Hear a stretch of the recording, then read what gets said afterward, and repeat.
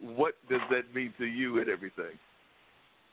So I've always been a rabble-rouser, and I've always been a storyteller, and I think theater education was not what I thought I would do, like Commissioner Howerton was saying. And by the way, thank you, ma'am, for your work in the city over the last 15, 20 years. It is not an easy city, but it is certainly a city that rewards you if you serve it. So thank you. Thank you. As a citizen of Durham, thank you. But theater education was not in my path, right? Like where you end up is never where you think you're going. And I think that that's one of the things when I teach my high school students, they get all bound up at 15 about making the decision that will affect the course of their life adversely or, to the positive. And I'm like, it doesn't matter. You're going to end up where you're going to end up. It all shakes out. So relax. Just take the next step. I wanted to be a priest, right? I wanted to be a priest. They asked me at 7 years old. I was raised Catholic. Sister Ann asked me what I wanted to be before our first communion, and I said, I want to be a priest. And she says, no, dear, I think you mean a nun. And I said, no, the nuns have ugly costumes. And so she sent me crying to Father Charles, and at the time, the only thing that I could do on the altar was be a lector. I couldn't even be an altar boy. This is, 76, 77? And so they built a little stand for me, and because I couldn't reach the book, I had to memorize it. So I had an acting gig every week from 7 to, 19. So a lot of singers get their start in church. I got my acting start in church because I was reading on the altar. I mean, I played Jesus in the Passion from the time I was 11 to the time I was 23. Now, you can get me into all kinds of trouble. You can get me to all kinds of trouble, Hope, and I'm probably going to go there because, a lot of people, when they go to church, they probably are thinking to themselves that some of the people on the church pulpit are some of the best actors of all time because some of them are giving great messages, but we don't necessarily know that they're living the message that they're preaching. So but I mean, I didn't people do it for that. But that when you say what you got into, for me, and my husband called me out on this a couple of years ago. He says, well, you realize you're still a priest, right? You're just preaching the gospel of stories can change people's hearts. It's the same thing. It's just a different story. And I was like, oh, yeah, kind of. Because I think one of the things that drew me to a Judeo-Christian background and draws me to education is, at least in America, the theology is that every democratic citizen needs to be armed with a full and free education to be able to handle the rights and responsibilities of being a citizen. And it's really the last time we put everybody together and we go, you got to figure it out. You don't get to say these people don't come. You don't get to say you don't get to gate yourself away from the citizenry. This is the next generation of citizenry. Figure it out.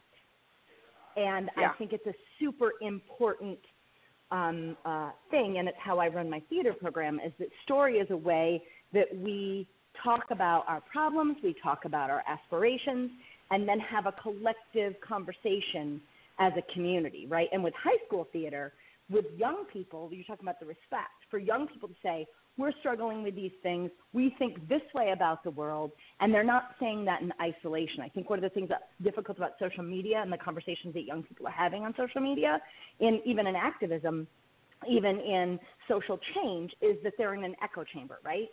Theater, you got an audience, and that audience will give you back. One of the most powerful experiences a kid talked about in doing theater with me, we were doing the Laramie Project, and we kept the lights on in the house. We did not turn the house lights down, which you don't think is a big deal, but it was very unsettling for the audience. They're like, wait a second, we're supposed to be disappeared. And they were all their reactions, all their responses were broadcast back, and they could see who was crying. They could see who was sucking their teeth.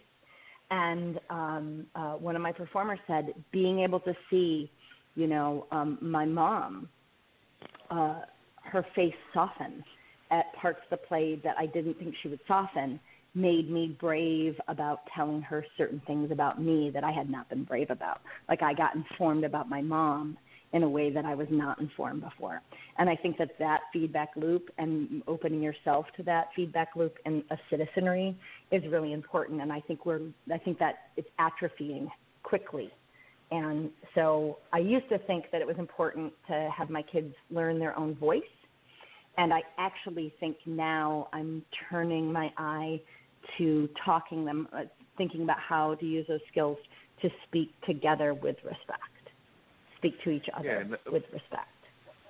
Because how do you think we're doing in terms of teaching the importance of art and theater? That's one of the things that we've talked about with other guests on this show, is that sometimes it feels like it's being lost in the mix, because I know a lot of art programs have been cut by a variety of things, but definitely on the state and the federal level. And then that raises the question, are our kids learning enough about critical thinking? Because to me, that is a very vital part of developing your critical thinking ability. This is such a complex question. So, if you had, I'm a Marva Collins girl. Okay, give me three. You know who Marva Collins was? Marva Collins was a woman who didn't think Chicago city schools were servicing her child and other children well, and so she took 5 of them that nobody would want, put them in a back storage room in her apartment, and taught them. If you have a 5-to-1 student ratio, there is a student-teacher ratio. There is nothing you can't do. But we don't have that ratio in our schools. So just like Commissioner Howerton said, you do with what you are allotted, right? Mm-hmm. The same as the county commissioners are like, the state's only giving us this much money, so we got to do with what we got. So we get schools in a position of, we got to do with what we got, right? And we also have the line that we are starting, because of the economic gap, we are starting to have more and more people earlier on in their trajectory of education worried about the investment of their time for financial gain later. So it used to be that the high school education was about really building a citizen. And now it's about building the building blocks for your financial security. And so I don't know how, and the arts are not funded, right? Even at the highest level, there are many theaters in this area where it would be more prestigious for me as an artist to work, and it would cut my salary in half. So when somebody jokingly says to me, oh, we'd love to have you here at blah, blah, blah, but we can't afford you, they're not kidding. And it's why you have a continuation of people of affluence and of a strain of race and a strain of gender running arts organizations, because they're the only people who can last through the 10 years of $15,000, $30,000, $40,000 a year jobs with no health benefits, with no retirement benefits, because they have other means. They either are, they can survive it. And so it's very hard for me to tell an immigrant child who they are going to be the breadwinner for their family, because their family sacrificed everything to get them here, to go study at an MFA at Juilliard, even if they're good enough, knowing that there's a whole Broadway, off-Broadway movement about people going bankrupt working on Broadway. So which one do you want to change, right? I would love it that we don't have to start worrying about the commodification of education until you're 18. That would be a good solution, right? So it's hard when you talk about economics, but do I think that the mindset of art should be infused in everything? Absolutely. Does that mean that you need more staff members per child? Because I don't know what I'm going in to teach. I'm unlocking each of my students as an individual puzzle. I can't bubble that. And bubble testing them is cheaper. Let's not talk about how it's standardized. It's just cheaper to score. Because you can standardize critical thinking testing. It's what they do with AP. But it costs a whole bunch of money. So that's that's how I answer that question. I'm sorry if that was far too complex an answer rather than, yes, the art should be supported. Everybody should take an art. Yes. Yes. No, that was actually what I was looking for. But not everybody has the luxury. I would like our system to give everybody the luxury. No, I think the way to solve that is put in – go ahead.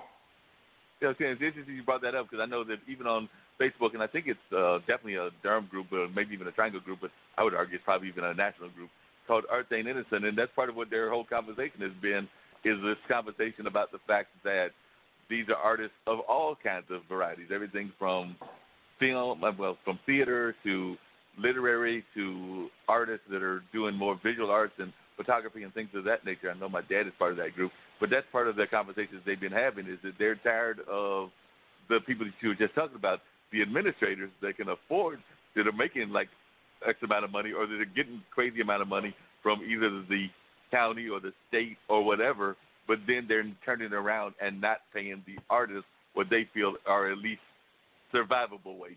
So they sometimes feel that what's the first money that gets cut in the schools? Right. I mean, the state, right? The state did a great thing because it looks great. They made an elementary school. They made a 1 to 22, 1 to 24. They mandated that. But then if you're going to mandate that, you need to up the budget for teacher allotment. Because when you don't do those things in conjunction, you get very generous counties like Durham, like Wake, like Orange County, who have the resources. They fill in the gap, right? Yep. Brenda Howerton does her job for our Durham children. And those kids still have a music teacher in elementary school. But in Warren County, that's not happening. And that's not on the county commissioners. That's not on the principals in those schools. That is on the state legislature that talks out of one side of their mouth with their philosophy and the other side of their mouth with their pocket. So there you are. Go ahead. Preach, sister. Preach.